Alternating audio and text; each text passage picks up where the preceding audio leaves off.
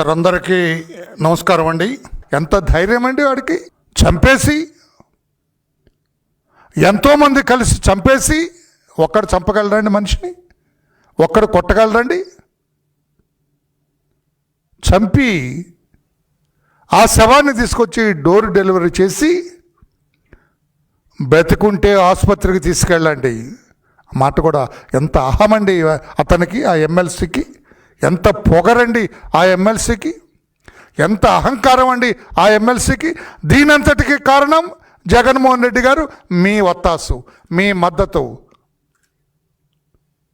మీ support,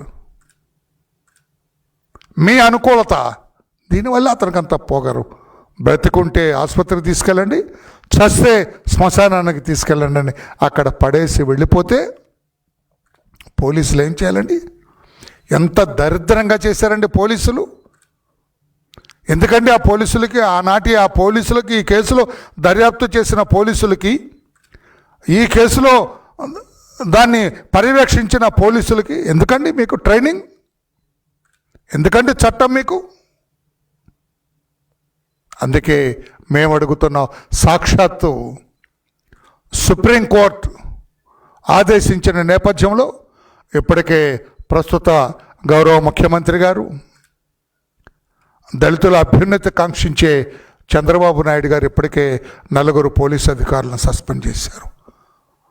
దానితో సరిపోలేదు, అసలు పోలీస్ అధికారి ఆనాటి SP, superintendent of police Ravindranath Babu, ఆయన మరీ ఏదో అనంతబాబు తన చుట్టమైనట్టు, తన తమ్ముడే ఈ హత్య చేస్తే రక్షించాలన్నట్లుగా వ్యవహరించాడు అతను.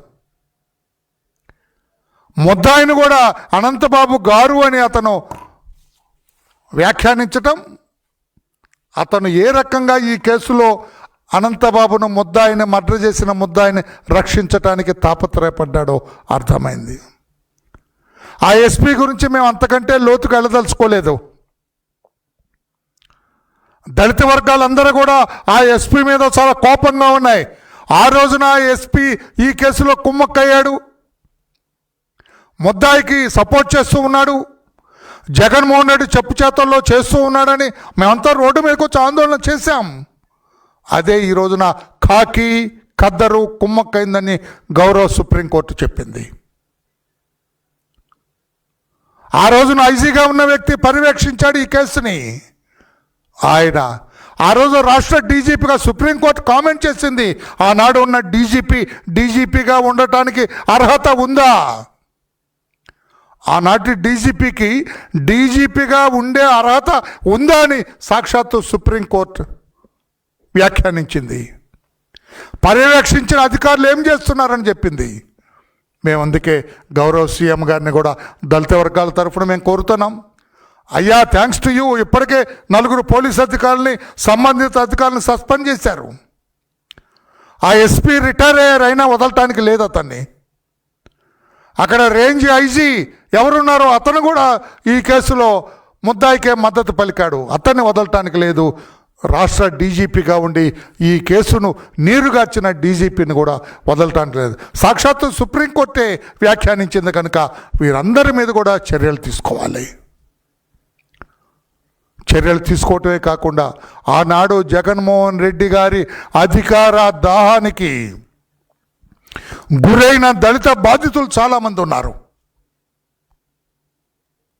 వారందరి కేసులు కూడా పునఃసమీక్షించాలని చెప్పి కూడా మేము కోరుతున్నాం గౌరవ ముఖ్యమంత్రి గారిని. అవసరమైతే ఒక కమిషన్ వేయండి, లేకపోతే ఒక కమిటీ వేయండి, ఒక సిట్ వేయండి. ఆనాడు డాక్టర్ సుధాకర్ కావచ్చు, శిరోమండనానికి గురైన వరప్రసాద్ కావచ్చు, రాజమండ్రిలో 4 రోజులు పోలీస్ స్టేషన్ వెనకే ఒక గదిలో మానభంగానికి గురైన దళిత మహిళ కావచ్చు, మాస్క్ పెట్టుకోలేదని చావగొట్టబడిన కిరణ్ కుమార్ కావచ్చు. మద్యం రేట్లు పెరిగినాయి, కల్తీ మద్యం అని వ్యాఖ్యానించి చనిపోయిన ఓం ప్రతాప్ కావచ్చు, పులివెందుల జగన్మోహన్ రెడ్డి గారి కాన్స్టిట్యున్సీలో హత్యకు గురై, మానభంగానికి గురై హత్య గావించబడిన నాగమణి కావచ్చు. వీళ్ళందరి విషయాల్లో ఒక కమిటీ, ఒక సిట్ వేసి వీటన్నిటి మీద కూడా సమీక్షించి దళితులకు న్యాయం చేయాలి. జగన్మోహన్ రెడ్డి హయాంలో దళితులు చాలా అన్యాయానికి గురయ్యారు. జగన్మోహన్ రెడ్డి గారే ముఖ్యమంత్రిగా దళిత వ్యతిరేకి. కనుక ఆయన టైంలో కొన్ని కేసులు అన్నీ అడగట్లేదు మేము, కొన్ని కేసులు కమిటీ వేసి, ఒక సిట్ వేసి వాటన్నిటి కూడా సమీక్షించి ఏ రకంగా ఈ కేసులో పోలీసు అధికారుల మీద చర్యలు తీసుకున్నారో ఆ రకంగా ఆ కేసులు నీరుగార్చి సరైన రీతిలో దర్యాప్తు చేయకుండా కాకి ఖద్దర్ కుమ్మక్కై ఏ రకంగా చేశారో, దళితులకు అన్యాయం చేశారో వాటన్నిటిలో కూడా ఒక సిట్టి వేసి సమీక్ష చేయాలని చెప్పి కూడా గౌరవ సీఎం గారిని మేము కోరుతున్నాం. ఎందుకంటే జగన్మోహన్ రెడ్డి గారి హయాంలో ఎస్సీ ఎస్టీ చట్టాన్ని నీరుగార్చారు ఆయన. జగన్మోహన్ రెడ్డి గారు 5 ఏళ్ల పాలనలో ఎస్సీ ఎస్టీ చట్టమే నీరుగార్చారు ఆయన. అది అమల్లో లేదు. అది ఆ చట్టాన్ని సరిగా అమలు చేయలేదు జగన్మోహన్ రెడ్డి గారు. ఎందుకంటే అతను ఒక దళిత వ్యతిరేకి కనుక అని చెప్పి కూడా నేను తెలియజేస్తున్నా. దళితుల అభ్యున్నతి పట్ల అతనికి ఏమాత్రం కూడా అతనికి ఇంట్రెస్ట్ లేదని చెప్పి కూడా నేను తెలియజేస్తున్నాను. ఆ రోజున సీఎం గారు చెప్పారు, అనంతబాబు కేసులో ఆ ఎస్పీ పాటించాడు, సీఎం ఆదేశించాడు. ఆనాటి Kakinada SP, east Godavari SP పాటించాడు. ఫలితం ఆ కేసు నీరుగారిపోయింది. ముద్దాయి డిఫాల్ట్ బెయిల్ మీద వస్తారు. అంత సెన్సేషనల్ మర్డర్ కేసు అండి పత్రికే సోదరులారా. ఆ సుబ్రహ్మణ్యం డ్రైవరు, అనంతబాబు డ్రైవరు హత్య కేసు పెద్ద సెన్సేషనల్ మర్డర్ కేసు. ఛార్జ్షీట్ వేయలేదని అతన్ని బెయిల్ మీద రప్పించారు, డిఫాల్ట్ బెయిల్ మీద రప్పించారంటే పోలీసులు ఏ రకంగా వ్యవహరించినట్లు, ఎంతగా కాకీలు ఖద్దరుతో అంటే ముఖ్యమంత్రితో కుమ్మక్కైనట్టు. అటువంటి మర్డర్ కేసులో డిఫాల్ట్ బెయిల్కి అలౌ చేస్తారా? అపోజ్ చేయాలి కదా. ఆ ఇన్వెస్టిగేషన్ కూడా ఎంత దరిద్రంగా చేశారండి. అతను ఒక్కడ నెడితే చచ్చిపోయాడంట. నెడితే చచ్చిపోతే 31 గాయాలు బాడీ మీద ఎట్లా ఉంటాయండి?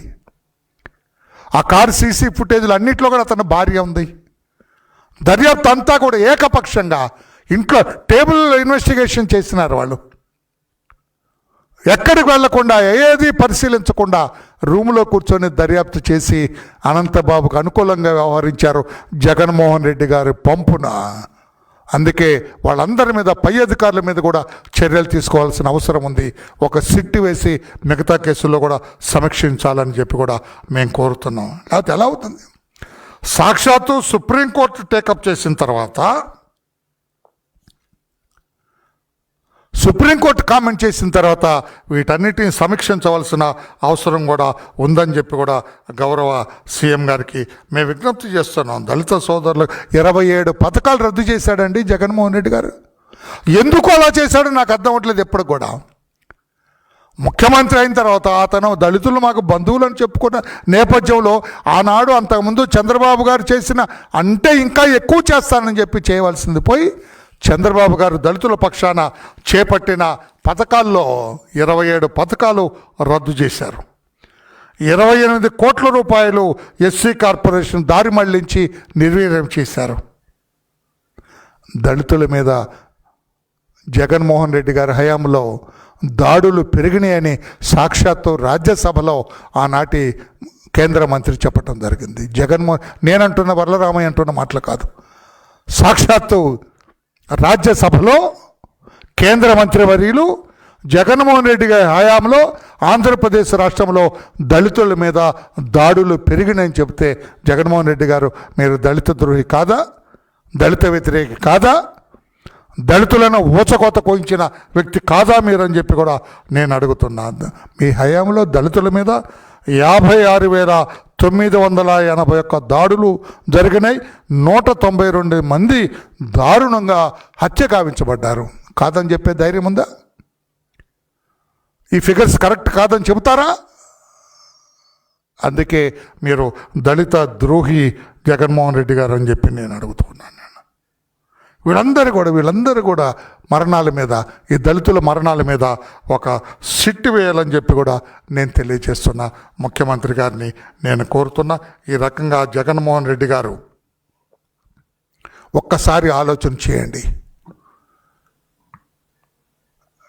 ఈ అనంతబాబు పట్ల మీరు చూపించిన ప్రేమ, దళితులకు ఎంత అన్యాయం జరిగిందో ఒక్కసారి ఆత్మావలోకనం చేసుకోండి. మీరు ఆత్మ పరిశీలన చేసుకోండి. మీరు దళితులను ఏ రకంగా ఇబ్బంది పెట్టారో మీరు చూసుకోండి. అతనికి అరే మర్డర్ కేసులో ముద్దాయికి అంత ప్రేమ ఏమిటండి? అతను బెయిల్ మీద బయటకు వస్తే మీ పోలీసులు, మీ వాళ్ళు, మీరు చేసిన హంగామా, ఒక రాజకీయ స్వాతంత్ర సమరయోధుని బయటకు తీసుకొచ్చినట్టు తీసుకొచ్చారు. ఇది ఎంతవరకు సబబు జగన్మోహన్ రెడ్డి గారు అని చెప్పి నేను అడుగుతూ రాష్ట్ర దళితులందరికీ కూడా నేను విజ్ఞప్తి చేస్తున్నా, మీ వాడిగా, మీ బిడ్డగా విజ్ఞప్తి చేస్తున్నా. జగన్మోహన్ రెడ్డి గారిని భవిష్యత్తులో కూడా దళిత వర్గాలు ఎవరు కూడా 59 కులాల్లో ఉన్న దళితులు కూడా ఎవరు కూడా జగన్మోహన్ రెడ్డి గారిని నమ్మద్దు. అతను ఒక దళిత వ్యతిరేకి, మానసికంగా ఈ డిజలైక్స్ దళిత్స్, అతనికి ఇష్టం లేదు, అబద్ధం చెబుతాడు దళితులు మాకు మేనమావులని. అతన్ని నమ్మొద్దు అని చెప్పి కూడా మానసికంగా అతను వ్యతిరేకి దళితులకు అని చెప్పి కూడా తెలియజేస్తూ, అందుకే ఈ రోజున మన దళిత బిడ్డ సుబ్రహ్మణ్యాన్ని అంత ఘోరంగా చంపి డోర్ డెలివరీ చేసి, బ్రతికుంటే ఆసుపత్రికి, చస్తే శ్మశానానికి. ఎంత ఎడాసిటీ అండి! జగన్మోహన్ రెడ్డి గారు ఎంత ధైర్యం ఇచ్చాడు వాడికి, అతనికి ఆ ఎమ్మెల్సీ అనంతబాబుకి ఎంత ఊతం ఇచ్చాడు జగన్మోహన్ రెడ్డి గారు. అతను చూసుకొని ఆ మాట అంటున్నాడు. అందుకే దళిత వర్గాలందరూ కూడా అర్థం చేసుకోవాలని చెప్పి కూడా తెలియచేస్తూ, ఇంకా ఆ కేసును నీరుగార్చడంలో ప్రధాన పాత్ర పోషించిన డీజీపీ, ఐజీ ఏలూరు, ఆనాటి ఎస్పీ ముగ్గురి మీద కూడా ప్రభుత్వం చర్యలు తీసుకోవాలని చెప్పి కూడా కోరుతూ, ఏదైతే ఛార్జ్షీట్ వేశారు ఈ రోజున A1 అనంతబాబు, A2 అనంత లక్ష్మీ దుర్గా ఏలియాస్ రోజా, వీరు అనంతబాబు గారి శ్రీమతి. ఇది ఛార్జ్షీట్, ఎడిషనల్ ఛార్జ్షీట్, 56 పేజీల ఛార్జ్షీట్. పోలీసులు ఈ ఛార్జ్షీట్, రెండవ charge sheet, additional charge sheet, supplementary charge sheet వేసిన పోలీసులు ఈ దర్యాప్తు ఇదంతా ఆద్యంతం చదివాను నేను. కాస్త కోస్తో నాకు ఈ ఇన్వెస్టిగేషన్తో పరిచయం ఉన్న వ్యక్తిగా చాలా బ్రహ్మాండంగా దర్యాప్తు చేశారు పోలీసులు. ఈ దర్యాప్తు బ్రహ్మాండంగా చేశారు, ఎవిడెన్స్లు బాగా కలెక్ట్ చేశారు. ఈ కేసులో అనంతబాబు భార్య ఎట్టి పరిస్థితుల్లో తప్పించుకోలేరని చెప్పి కూడా తెలియజేస్తూ, బ్రహ్మాండంగా దర్యాప్తు చేసిన ఈ రెండవ ఛార్జ్షీట్ వేసిన పోలీసు అధికారులు కూడా అభినందనలు తెలియజేస్తూ, ఈ కేసుకు లీగల్ అడ్వైజర్గా ఉన్న ముప్పాళ్ళ సుబ్బారావు గారు, ఆయన లేకపోతే ఎంత పకడ్బందీగా ఈ కేసు జరిగేది కాదు. ఆయన లీగల్ అడ్వైజర్గా కొనసాగించిన తెలుగుదేశం పార్టీ అధినేత, రాష్ట్ర ముఖ్యమంత్రి వర్యులు చంద్రబాబు నాయుడు గారు కూడా అభినందనలు తెలియజేస్తున్నాం. దళితులారా, పారా హుషార్, జగన్మోహన్ రెడ్డి మాయలో పడొద్దని చెప్పి కూడా తెలియజేస్తున్నా. Thank you everybody. Any question on this, your at Liberty to ask me. Anantha Babu చేసిన హత్య, దళితుడు డ్రైవర్ సుబ్రహ్మణ్యం.